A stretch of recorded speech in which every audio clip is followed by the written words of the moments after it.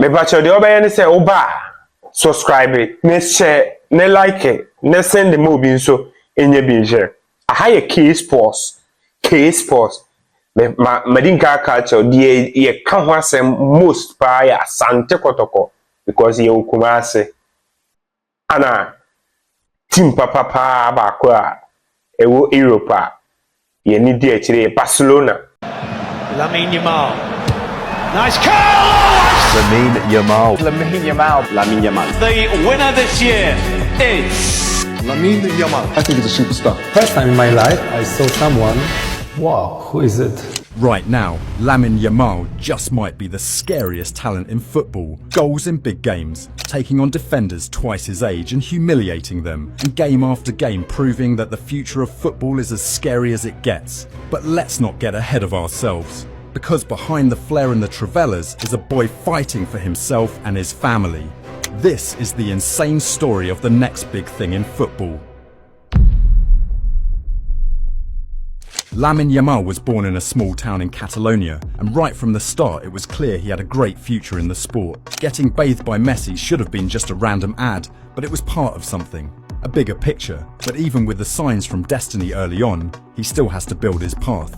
His parents had separated when Lamine was just 3 years old, and with his dad being a painter and his mum a waitress, the future didn't exactly seem bright for him. But somehow, football was just around the corner and became a big deal in the household. See, Yamal's dad had tried to go pro, but it never really worked out for him, and in the end he turned to odd jobs and painting to survive and find a way for his family and his kid. But it was clear from an early age that his son was different. The area where he lived, Mataró, had a deep interest in football, and it wasn't uncommon to see many young kids Yamal's age taking an interest in the sport. By the age of 4, Yamal was already on the path to professional football. He joined La Torreta Football Club, and in just 3 years, he'd made such a big impact that he already had scouts across the country on alert and had put his area postcode on the map.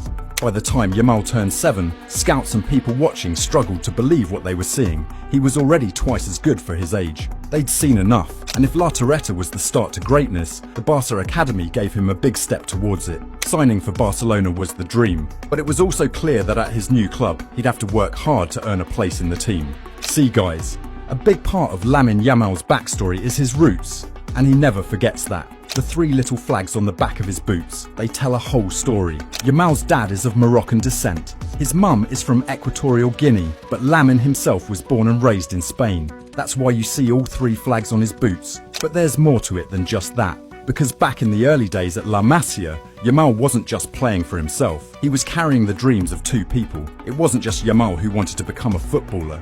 It was like his dad was playing football through him, taking him to every training session, supporting him at every turn, watching him grow. It was like watching his own dream live on through his son, and slowly, that dream started becoming real. At Barcelona, he was already turning heads. From the pre-Benjamin stage to Alevine R, and then to the Infantil B team, the feedback was always the same. This kid was special. He was versatile too. In his early days at La Masia, he played as a striker. He even filled in at left back sometimes. But the wings, that's where he truly belonged. Eventually, he locked down that right wing position and made it his own.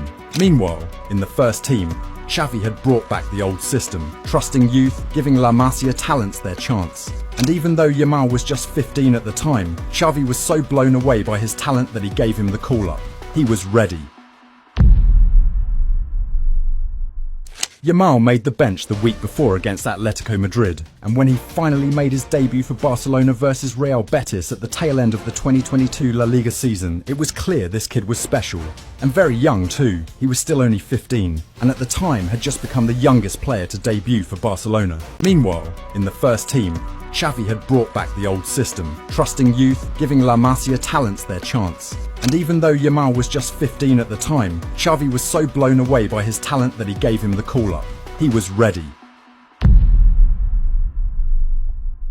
Yamal made the bench the week before against Atletico Madrid, and when he finally made his debut for Barcelona versus Real Betis at the tail end of the 2022 La Liga season, it was clear this kid was special. And very young too. He was still only 15, and at the time had just become the youngest player to debut for Barcelona. See, it wasn't weird to see Xavi or the club give the opportunity to young talent. What was weird in Yamal's case was how young he was. But it seemed Xavi, just like everyone at the club, had seen something in Yamal that the world would only realise later. Despite all the hype around him, Xavi had seen how focused and humble he was. He remained the same kid they'd taken from the academy to the first team even after he made the jump and blew. And so Xavi was willing to reward this humbleness with a place in the first team, and even better, push his new talent up the ranks if he had to, and it paid off. Into the 2023-24 season, and Yamal was shattering records game after game. In the first game of the season versus Cadiz, he'd become the youngest player at 16 years and 38 days to start a La Liga game in the 21st game. As the months passed, he broke the records not just in the league but in Europe too. He'd become the youngest starter in a Champions League game, the youngest goalscorer in Spanish top flight, and then the big one, the youngest player to play for the Spanish national team versus Georgia. And in the same game, he bagged that goal to become the youngest goalscorer for the Spanish national team.